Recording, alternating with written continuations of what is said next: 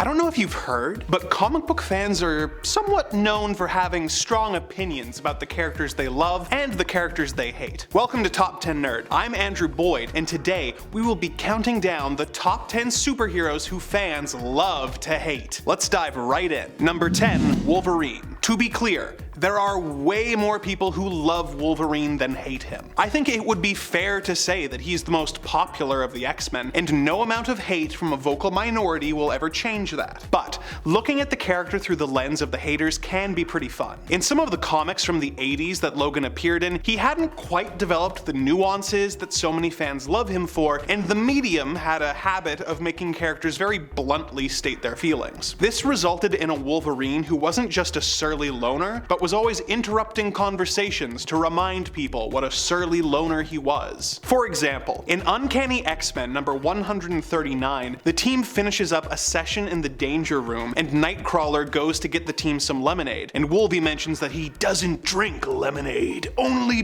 beer. And when he's done, he of course crushes the can in his hand. That's right, he's so manly that you can right off with your kitty juice. It's only Molson Expert for this tough, manly man. Which, by the way, has the same alcohol percentage as a Mike's Hard Lemonade. If you're not a fan of the character, it can be a lot of fun to make fun of what a goofy psycho he comes across as. My favorite example of this is in Contest of Champions number 3, when the heroes of the Marvel Universe are pit against each other by the Grand Master in a tournament. Wolverine is put on a team with the Thing and Le Peregrine against Black Panther, Angel, and Vanguard.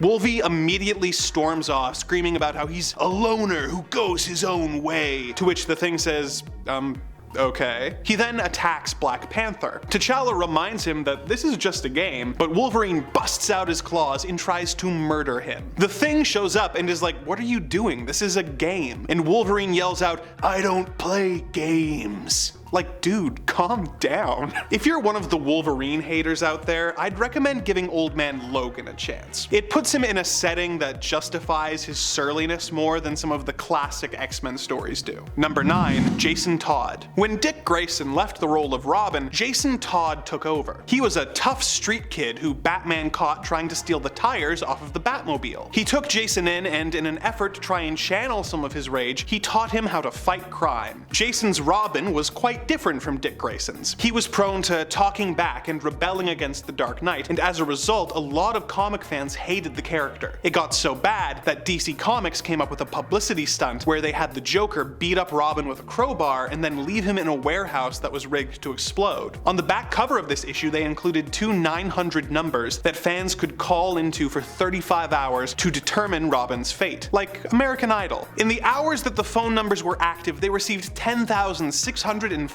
votes, with 5,343 votes wanting him dead and 5,271 saying they wanted him to live. Due to a margin of 72 votes, Jason was killed off. There have been rumors that someone rigged up a computer to phone in and try and sway the results, but no evidence of this has ever been offered. It's a testament to how intense comic book fans can be that they would have such an intense hatred for a character, but it is an undeniably fun gimmick, letting fans determine the outcome of a story. I'm actually surprised that DC hasn't done anything like this in the years since, especially when online polling is so easy to set up. Jason stayed dead for almost 20 years before he was eventually brought back as the anti-hero, the Red Hood. He has since become a fan favorite character, but it's interesting that if he hadn't been brought back, he would have been remembered simply as the Robin everyone hated so much that they had him killed. If you really want to see Jason shine, check out the Batman Under the Red Hood storyline, where he comes back from the dead with a vengeance. Number 8, Captain America, if you're not American. Captain America is a classic superhero who dresses up in the American flag and then stands up for American values across the world. Obviously,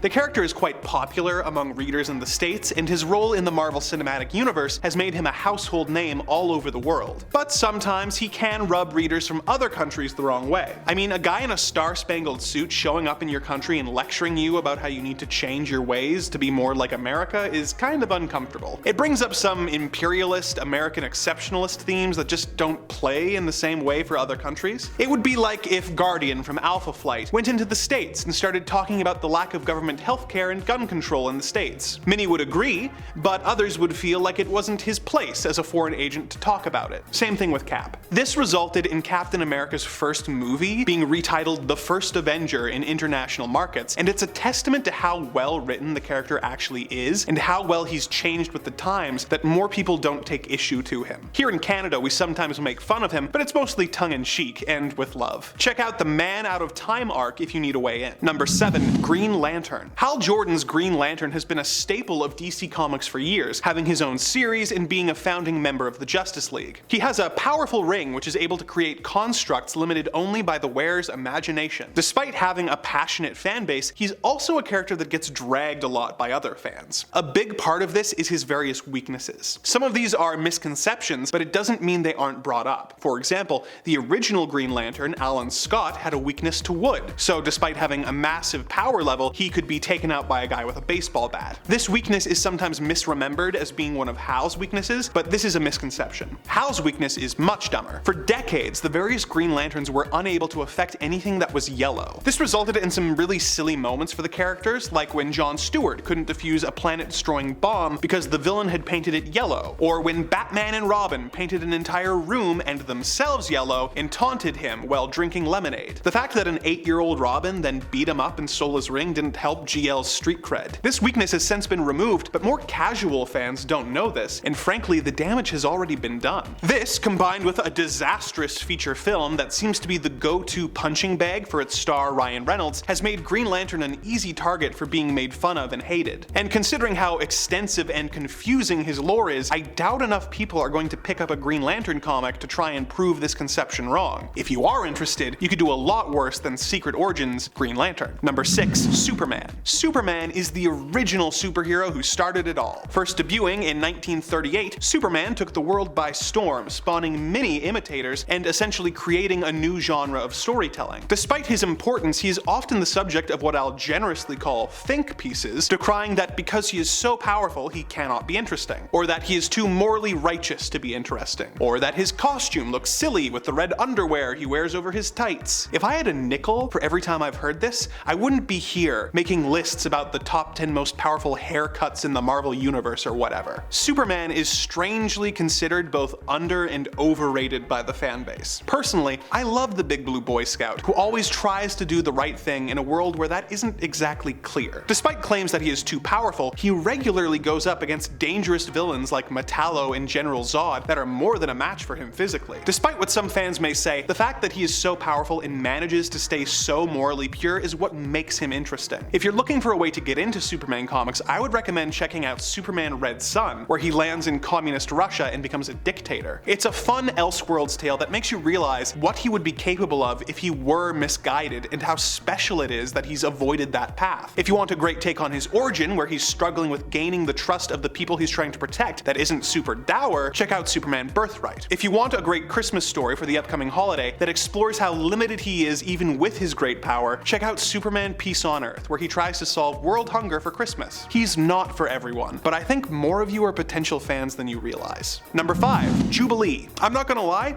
I'm not super familiar with Jubilee, but I do know she has the ability to shoot energy blasts that she calls fireworks. The strength of these fireworks varies from story to story, but I think most casual fans are more familiar with her from her appearances on the X-Men animated series than for her appearances in the comic. In the television series, her powers were usually pretty weak, and she was constantly needing to be rescued by the other members of the team. Add to that the somewhat whiny and very 90s dialogue she was saddled with, and it's not surprising that the general conception of her isn't great. Beyond the TV show, she has a reputation of almost appearing in the movies but being cut out at the last minute. Like I said, I'm not super familiar with her because her reputation has made me reluctant to look into her, and I'm busy with my Alpha Flight reread. But I will say this for her, she has inspired some great cosplays. I hear her in Logan's 4-part miniseries Wolverine and Jubilee is pretty good, so maybe we should all check it out and talk about it another time. Number 4. Robin in general. We've covered Jason Todd already, but a lot of fans are not fans fans of the idea of Robin in the slightest, and I kinda get it. Batman is this dark, brooding vigilante who scares the crap out of criminals while fighting a grisly collection of rogues who leave a trail of murder and mayhem in their wake. Robin is a small child with no pants, in pixie boots, who makes quips and wears bright colors. On paper, it shouldn't work. Due to him being so strongly associated with the 60s TV show where he was played by Burt Ward, and his appearance in the much maligned Batman and Robin, played by Chris O'Donnell, many fans have written Robin off as a relic of the past, which only makes the series worse. Fans love to make fun of his costume and the silly aspects, but I think they're missing out on a great dynamic of a stoic Batman trying to wage his war while raising an adopted son and keep him safe. When it's done right, the relationship between Batman and Robin feels kinda like Kratos and Atreus from the God of War franchise. Strained, but developing into a healthier dynamic across the story. If you want to see a story that is true to the characters but still explores the moral implications of bringing a child into Batman's world, maybe pick up Robin Year 1. Number 3. Hawkeye. Despite having been one of the most consistent members of the Avengers and having been a major character in the various MCU movies and eventually getting his own television show on Disney+, Clint Barton is a lot of fun to make fun of. His whole deal is that he's an expert marksman who uses various trick arrows to take out his enemies with incredible shots. Despite this, it's pretty common for people to complain that he doesn't really bring much to the team. I get it. If he runs out of arrows, he's toast. If his bowstring breaks, he's just a guy. This is one of those characters who I think we make fun of because it's fun, more so than because it's accurate. I mean, Black Widow has a gun and some fancy armbands, but she doesn't get nearly as much grief. Batman is a normal human, but he's one of the most popular members on his team. This probably isn't helped by the fact that not all of Hawkeye's costumes have been winners, with the pantsless skirt look being particularly egregious. Also, Jeremy Renner, who plays him in the movies, is kinda linked to the character, and the constant jokes in the movies about Hawkeye and Jeremy Renner's own antics, like the Jeremy Renner app, make Hawkeye an easy target. If you want to give him a chance, pick up any of Matt Fraction's work on the character. It was a massive influence on the Disney Plus show. Not that they credited or paid him for it, of course. Number 2. George Clooney's Batman. After the parental outrage spawned by one of my favorite Christmas movies, Batman Returns, Tim Burton was taken off the Batman franchise by Warner Brothers. His replacement, Joel Schumacher, was tasked with making the franchise more family-friendly and toyetic. He pulled this off with Batman Forever, in which Val Kilmer's Batman fought Jim Carrey's Riddler, while also dealing with Tommy Lee Jones' Two-Face and the introduction of Robin. The film leans more into the Silver Age version of the characters and is wacky and weird, but honestly pretty rad. It's no masterpiece, but it's a solid take on the material. Plus,